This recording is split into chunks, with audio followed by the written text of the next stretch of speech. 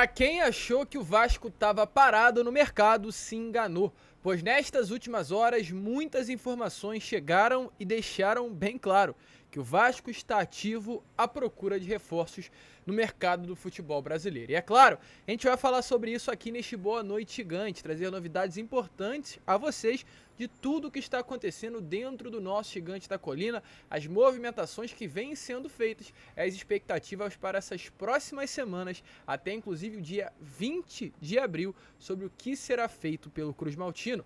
Além dessas, muitas outras novidades. Falaremos aqui sobre Riquelme, o lateral esquerdo em breve está de volta aos gramados à disposição do técnico Maurício Barbieri. Falaremos também aqui sobre o goleiro Ivan, emprestado ao Corinthians, que hoje pertence ao Vasco da Gama e pode ter problemas caso haja um desejo do Gigante da Colina da sua permanência. A gente vai falar sobre isso também aqui neste Boa Noite Gigante e além dessas muitas outras novidades para vocês. Porém, é claro, antes de começar o vídeo, antes de informar a você, torcedor vascaíno, tudo o que está acontecendo aqui no nosso Gigante da Colina, como eu sempre faço, eu faço questão e quero dar as boas-vindas a todos vocês que estão chegando aqui ao nosso canal pela primeira vez. Para quem não me conhece, eu sou o Lucas e esse daqui é o canal do Gigante Vasco, o canal do torcedor vascaíno. Se você está aí do outro lado e ainda não é inscrito no nosso canal, eu vou pedir a sua inscrição. Você está vendo aqui em cima, está escrito 90 mil gigantes, pois esse é o objetivo do nosso canal, chegar aos 90 mil inscritos. E falta muito pouco, faltam menos de 500 pessoas para que a gente consiga chegar aí a essa marca gigantesca. Então se inscreva no nosso canal, não saia desse vídeo sem a sua inscrição, não saia desse vídeo sem ativar o seu sininho de notificação e principalmente você que curte de verdade o nosso canal, que gosta do nosso conteúdo, deixa o like, pois ele vai também ajudar na divulgação desse vídeo. Tranquilo, rapaziada? E além disso, é claro, deixa aqui nos comentários se você tá na expectativa para o Campeonato Brasileiro ou tá realmente até mesmo meio preocupado com tudo aquilo que virá pela frente. Tranquilo, rapaziada? Mas vambora, né? Sem muita enrolação, gente, falar logo de Vasco da Gama e quero começar aqui primeiramente falando sobre aquilo que é concreto, pois a gente já avisou a vocês no Fala Gigante, no Acorda Vascão, em vários outros vídeos que o Vasco estaria no mercado e foi confirmado nessas últimas horas que o Vasco realmente conseguiu a contratação do atacante Rawan Seco. Para quem não conhece, o Rawan Seco é um atacante que hoje pertence ainda ao Santos, mas é um atleta que tem negociações avançadíssimas com o Vasco da Gama. Inclusive o jogador é aguardado no Rio de Janeiro amanhã, nessa quinta-feira, para chegar ao Vasco da Gama, realizar exames médicos e assinar um contrato até o final de 2023 com o Gigante da Colina. Inclusive a gente tem mais algumas novidades a trazer aqui a vocês sobre o que aconteceu durante as negociações. O Santos entende que o negócio pelo Rawan foi positivo, ou seja, o Clube Paulista entende que a transferência desse ativo, que é o Rawan Santos, foi benéfica tanto para o Santos quanto para o atleta. O Vasco vai pagar, como também a gente informou a vocês no Fala Gigante, R$500 mil pelo empréstimo, R$500 mil serão pagos ao Santos pelo empréstimo que, no caso, o Vasco conseguiu do Rawan, desse atacante que chega para ser o reserva do Pedro Raul, e além também de estipular um valor R$7.700.000 na cotação atual do dólar, caso o Vasco queira adquirir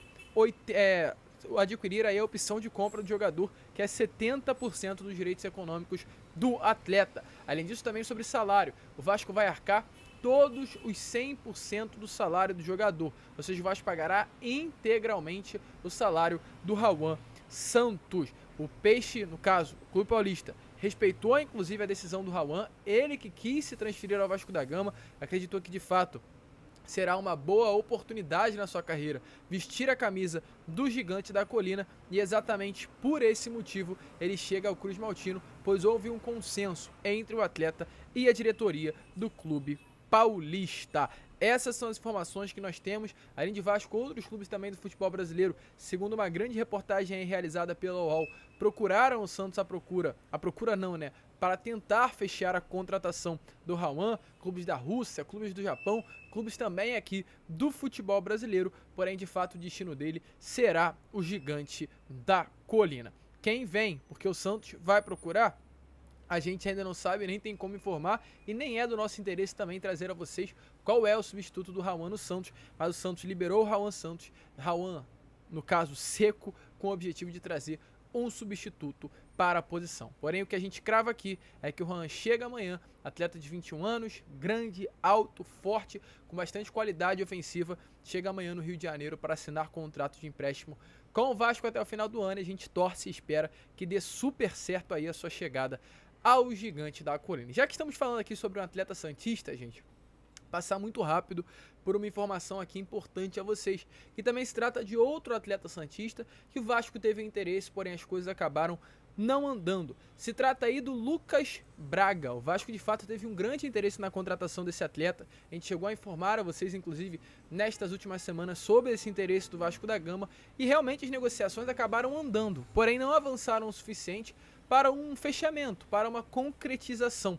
O motivo? Uma falta de consenso com relação à forma e ao valor do pagamento. O Vasco iniciou essas conversas, mas não conseguiu concretizar o negócio. Segundo informações, o Santos pediu 4 milhões de dólares pelo jogador, e é um valor que hoje, como a gente vem informando também a vocês, está completamente fora da realidade do Vasco da Gama. O Vasco não vai pagar caro por nenhum atleta durante a janela, para investir só apenas na janela do meio do ano. A cota do investimento, a cota de pagamento, de compras por atletas, já foi extrapolada nesta janela de transferências. Então, exatamente por esse motivo, pelo teto orçamentário ter realmente chegado a um limite, o Vasco não irá fazer mais grandes investimentos, e o Santos, por ter pedido 4 milhões de reais pelo Lucas Braga, as negociações acabaram não avançando o suficiente. O Santos até aceitaria dividir, segundo informações aí do GE, nesta manhã de quarta-feira, mas queria que o Vasco pagasse 50% do valor logo na primeira parcela,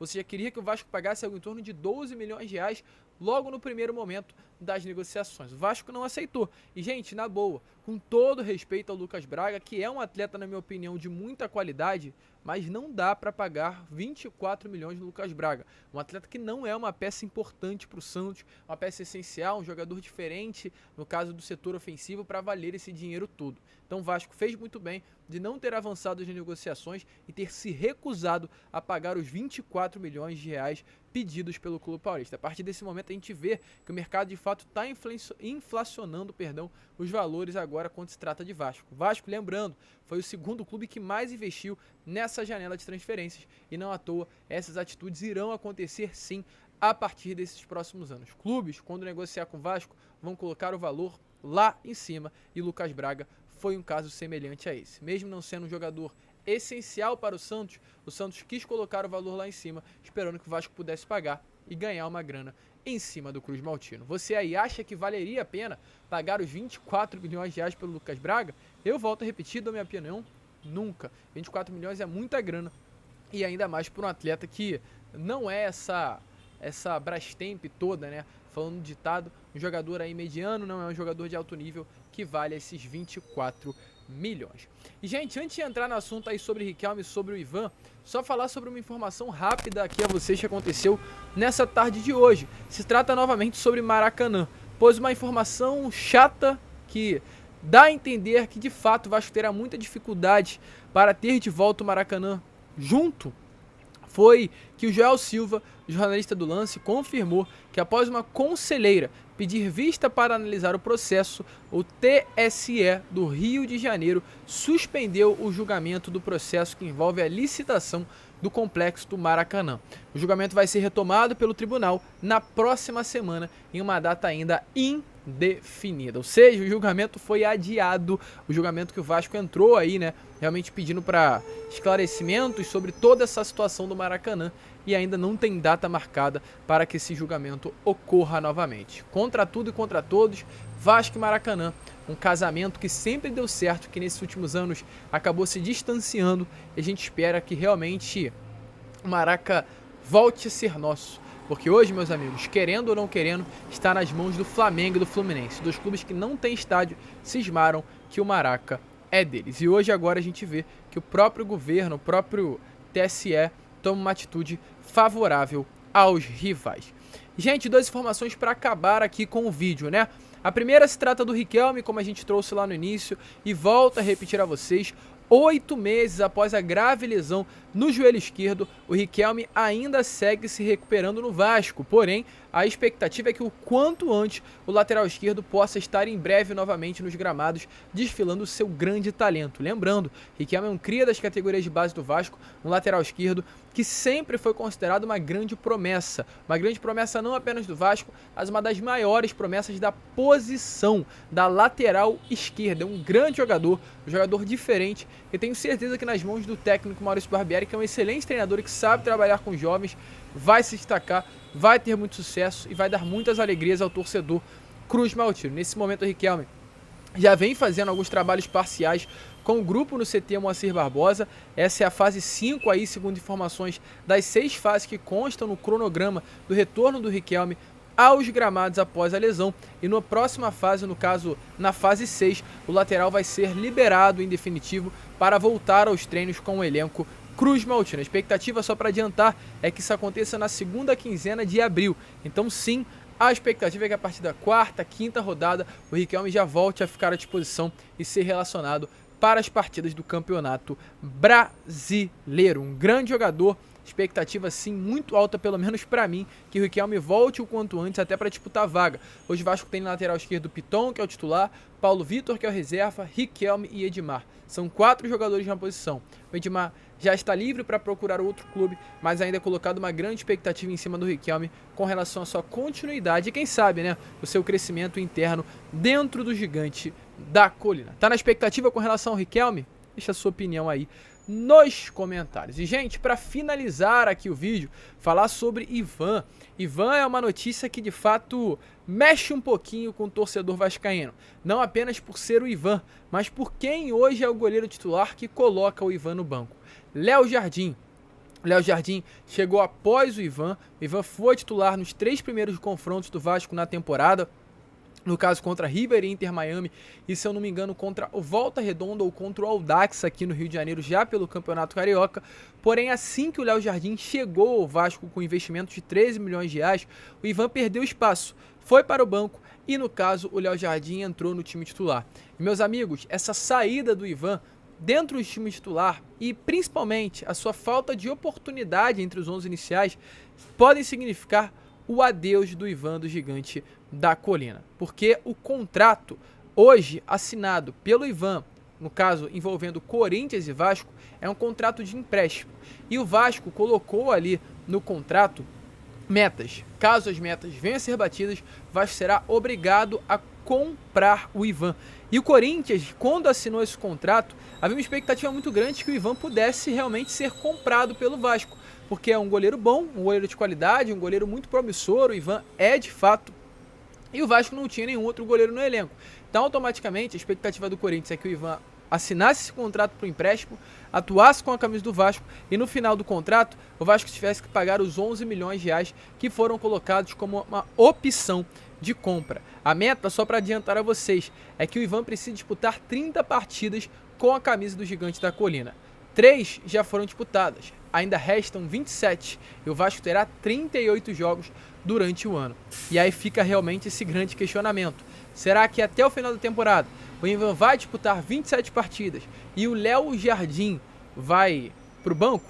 Eu acho isso muito difícil. Porém, de fato, tudo indica que essa mudança do Ivan no banco e o Léo Jardim entre os titulares vai causar o adeus do goleiro no final do ano. E volto a repetir, gente, o Ivan é um goleiro muito promissor, um goleiro que sempre foi colocado uma grande expectativa, inclusive quando chegou no Vasco da Gama, foi depositada essa expectativa sobre ele, mas nesse momento está no banco de reservas e para que ele permanecesse na próxima temporada, seria necessária a sua presença entre os titulares. Como isso não vem acontecendo, dificilmente veremos o Ivan no Vasco em 2024. Mas você que está aí do outro lado, prefere quem? Ivan ou Léo Jardim no gol cruz-maltino?